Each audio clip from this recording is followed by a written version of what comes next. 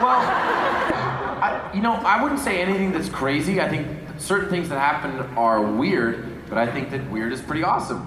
So every once in a while at a con, and this actually happened yesterday with two girls, I signed something for them, and then they get that tattooed, right? They're right there.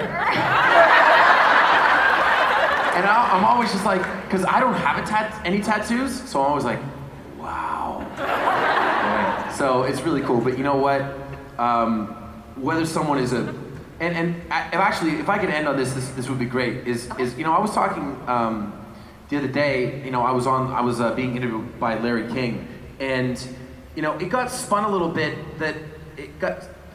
Essentially what I said is that there are a lot of passionate Arrow fans. And I think that a passionate fandom is great. And whether that passion leads to positivity or negativity, that's perfectly fine. If you love the show, tremendous. If you hate the show, tremendous. As long as you're not indifferent, I'm totally fine. And I appreciate reasonable criticism, or even unreasonable criticism, because someone is taking the time.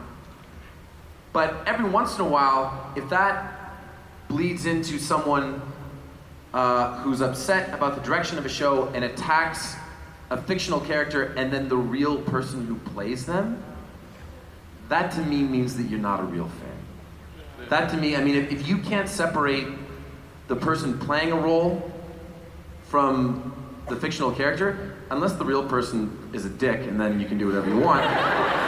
But to me, that's a weird aspect of fandom that I don't totally understand.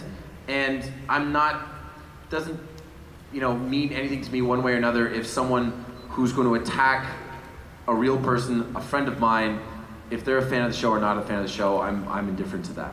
So I just think that ultimately being a fan and being passionate is incredibly important.